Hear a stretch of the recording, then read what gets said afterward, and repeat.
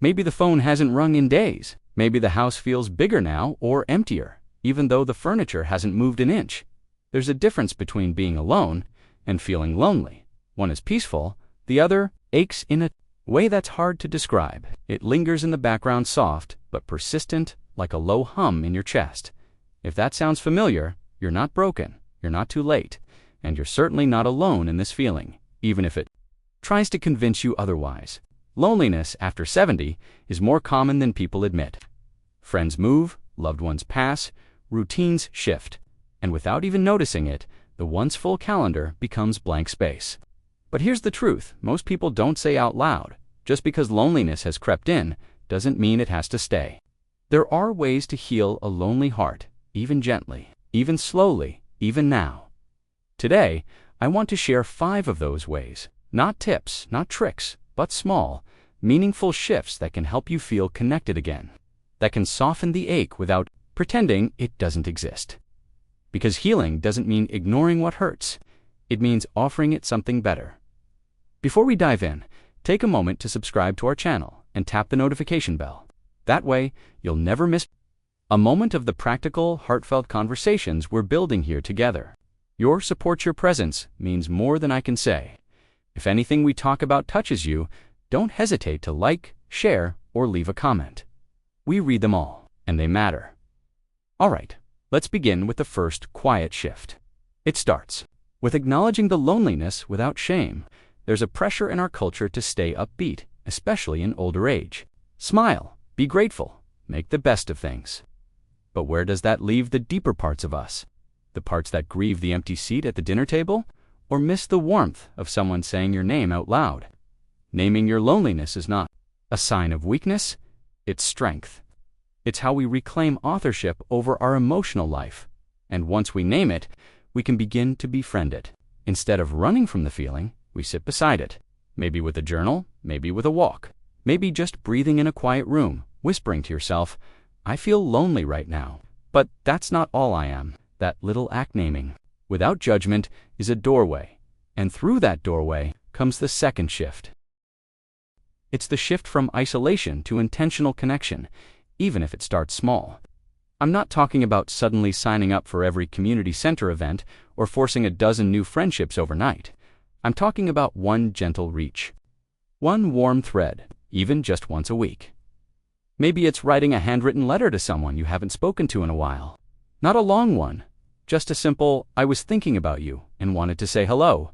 There's a quiet magic in being the one who initiates connection, even when it feels like you're the one waiting to be reached.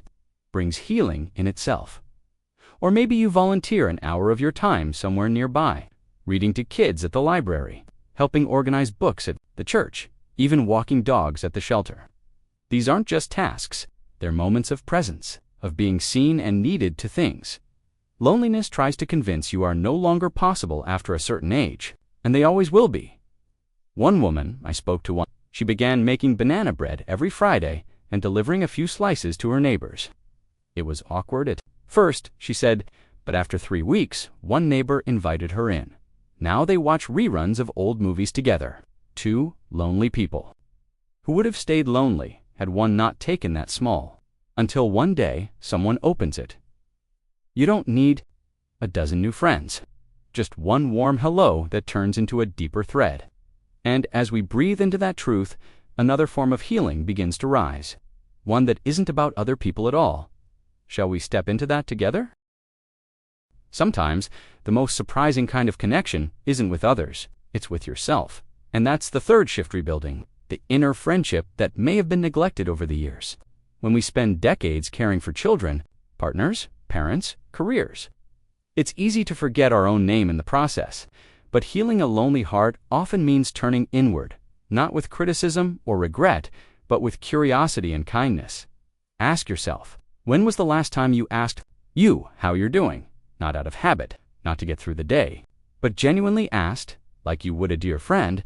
It could start with something as small as standing in front of the mirror each morning and greeting yourself. Good morning, Joan. How are we feeling today, Robert? It might sound silly at first, but that little act is powerful. It tells your spirit, I'm still here, and I still matter. Some people start journaling just 5 minutes, scribbled feelings. No pressure to be poetic. Others find joy in returning to old hobbies with fresh eyes. Painting, gardening, singing, knitting, even learning how to play an instrument just for the fun of it. The activity isn't the point, it's the presence you give yourself while doing it. That presence becomes a balm, a quiet reminder that even when no one else is around, you are never truly alone. You still have you, and that relationship is lifelong. There's a kind of peace that grows from self-attention. It doesn't erase the longing for companionship, but it makes the waiting feel less heavy, because in those moments of presence, you're not waiting, you're living. And when you begin living, again really living, it opens space for new things to arrive. Which brings us gently to the fourth way. That's the fourth way to heal. And it begins the moment we loosen our grip on how things should look at this age. It's so easy after 70 to believe the best years are behind us, that all the major, but the heart doesn't understand clocks or calendars. It just wants to feel full. 78 started taking walks in a nearby park every Tuesday, rain or shine. He didn't expect anything to change. He just needed the movement. They started chatting about ducks and grandchildren. The heart doesn't retire. Not every new chapter will be a grand love story. Sometimes. Or a book club that makes you laugh again. Or a local group that meets for Tai Chi or watercolor. But these chapters matter, even if just a crack. Maybe you've been guarding that door. Maybe life taught you it's safer to keep it closed. But here's the gentle truth. It just means you believe there might still be sweetness ahead. It means hope gets a second chance. And that brings us, lovingly, to one final step can change everything. There's something deeply tender about the fifth way to heal a lonely heart after 70. Because it has nothing to do with going out or reaching outward. It's about reaching backward to offer forgiveness, not necessarily to others. That may come with time, but to yourself. Forgiveness for the things you didn't know when you were younger, for the mistakes you made in survival mode, for the words you wish you had said or the ones you wish you hadn't, for the friends you lost touch with, for the partner you couldn't save, for the anger that lingered too long, or the silence that lasted even longer. Because loneliness often carries an invisible suitcase filled with quiet blame, and so much of it is pointed inward. But the truth is, you did the best you could with the tools you had and the time you were given. And here you are, still here, which means the story isn't over yet. Some people begin this kind of healing by writing a letter to their younger self, not to fix anything, but simply to say, I see you now, and I understand. Others sit with old photo albums and whisper, kind things to the faces frozen in time. You were trying, you were brave, you were tired, and no one saw it, but I do now. These small acts of self-forgiveness create space, and in that space, the heart breathes. It no longer has to carry decades of quiet ache alone, because even if no one else witnessed all your battles, you did, and that counts for something sacred. A lonely heart doesn't heal all at once. It mends quietly, moment by moment. In morning light, in small walks, in long baths, in new hellos, and in old songs sung softly in the kitchen.